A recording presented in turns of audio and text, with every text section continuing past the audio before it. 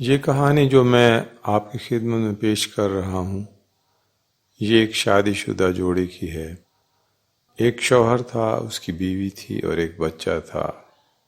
شوہر یوں تو اچھا تھا، بیوی بچوں کے ضروریات کا خیال رکھتا تھا، لیکن اس میں ایک بری علت تھی کہ وہ بلا نوش تھا، بے حد شراب پیتا تھا اور ہر رات بہت ہی دیر کے ساتھ نشے میں دھت گھر میں داخل ہوتا تھا، جس سے وہ برتن بھی توڑتا تھا اور قے بھی کر دیتا تھا، اور پھر وہ بے ہوش ہو کے اپنے بیڈ پہ لیٹ جاتا تھا۔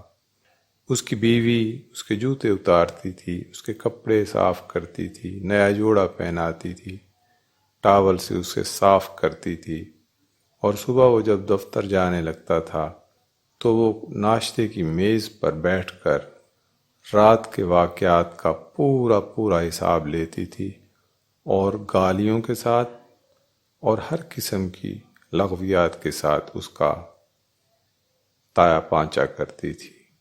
یہ روز کا معمول تھا۔ ایک دن ایسا ہوا کہ وہ شخص پہلے سے بھی زیادہ دیر سے آیا اور پہلے سے بھی بہت زیادہ نشے میں مبتلا ہو گیا۔ اس دن تو اس سے چلا بھی نہیں جا رہا تھا۔ آتے ہی اس نے پہلے تو ٹیلی ویژن توڑ دیا، پھر بوتلیں توڑ دیں، پھر برتن توڑ دیے اور نیم بے ہوش حسب معمول بستر پہ لیٹ گیا۔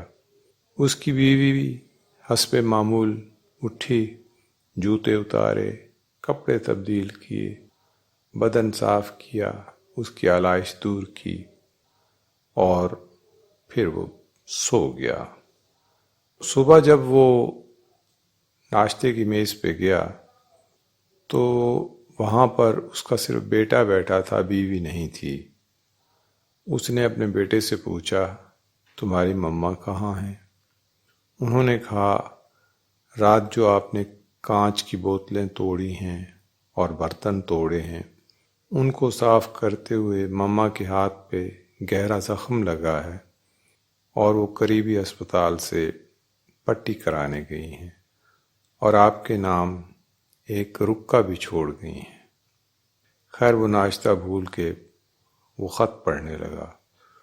اس پہ لکھا ہوا تھا، آج میں نے آپ کی پسند کا ناشتہ بنایا ہے اور میں پٹی کرانے کے بعد آپ کی پسند کے کھانے اور فروٹ وغیرہ بھی لے کر جلدی لوٹ آؤں گی۔ میں آپ پہ بہت راضی ہوں۔ رات آپ نے نشے میں ایک ایسی بات کی جس سے آپ کے گزشتہ 30-35 برس کے جو تکالیف آپ کی وجہ سے مجھے پہنچی، ان کا ازالہ ہو گیا۔ وہ شرابی حیران ہوا کہ ایسا میں نے کیا کیا ہے؟ آج تو میری بیوی کو اس سے بھی زیادہ لڑنا چاہیے تھا۔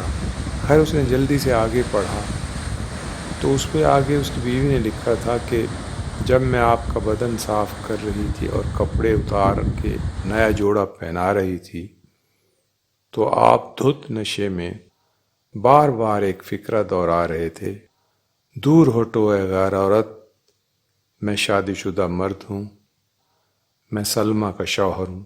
یاد رہے کہ سلمیٰ اس کی بیوی کا نام تھا۔ میرے بدن کو ہاتھ مت لگانا، میں سلمیٰ کا شوہر ہوں، میں اس کے ساتھ بے وفائی نہیں کر سکتا، مجھ سے دور رہو، مجھے ہاتھ مت لگاؤ، میرے کپڑے مت اتارو۔ کیونکہ وہ نشے میں یہ بھول گیا تھا کہ وہی سلمیٰ ہے، وہ سمجھ رہا تھا کہ یہ کوئی اور عورت ہے۔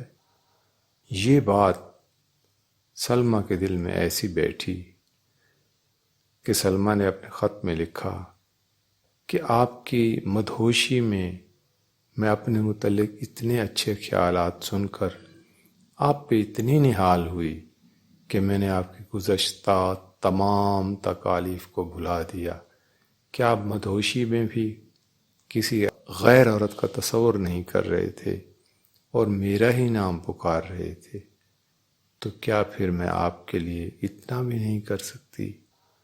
کہانی کا یہی انجام ہو جاتا ہے۔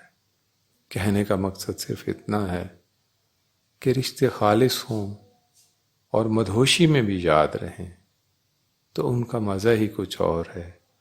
اور ہم میں سے تو کچھ شادی شدہ جوڑے باقائمی ہوش و حواس بھی اپنے جیون ساتھی کے ساتھ اس طرح پیش آتے ہیں جیسے وہ ہمارے ایک دن کی واقف ہی نہ ہو۔